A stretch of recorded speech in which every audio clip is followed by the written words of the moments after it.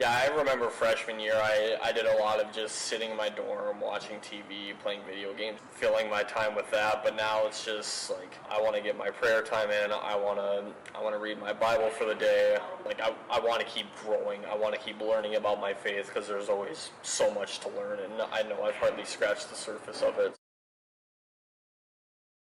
If you're just coming here for mass and that's it, like you don't build those relationships just by like what you're doing when you're just hanging out around here. Like people will just be doing homework. You can just go up and talk to them, ask them how their day is going, and build relationships in that way too. Then this semester I finally started up one of my own Bible studies, and leading that has just been a super fruitful experience. Trying to guide these other men closer to Christ and closer to brotherhood. I went to a mission trip in Cincinnati back in May as soon as the spring semester was done, and that was a really good time spending it with some of the younger generation out in Cincinnati, kind of in the heart of, I believe it was called Price Hill.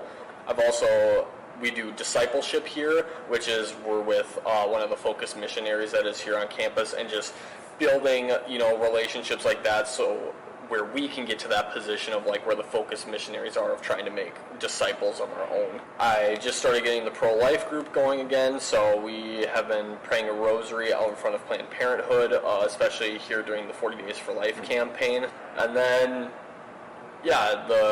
we don't have a specific name for it, but the men's ministry here, kind of, always doing events for that. In a couple weeks, they're going paintballing and stuff like that. And then my freshman year, I did a lot of intramural sports, but last year, because of COVID, they really didn't have any. But when you try and seek out pleasures that people might do in college, of going out drinking or just going to parties constantly and everything like that, trying to hook up, I just think it doesn't fill you. I think it's empty. I think if you're trying to serve yourself, you're always going to be looking for more. But I just feel like when you come here, when you get involved with a community like this, it's just so much better. I feel like it just authentic friendships, truly people that want the best for you.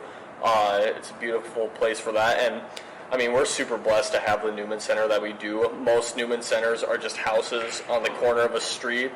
So we're super blessed to have this building, and that makes me want to come even more, just to use what a wonderful facility that we have here. I think it's really important because it gives us a place to grow saints, which I believe we've had so many focus missionaries come out of this Newman Center in the previous few years. People go to seminary and everything like that. This is truly a place where people have grown in their faith and taken the next steps in their life after they graduate college. This is because the habits you build in college are what are going to last you for the rest of your life.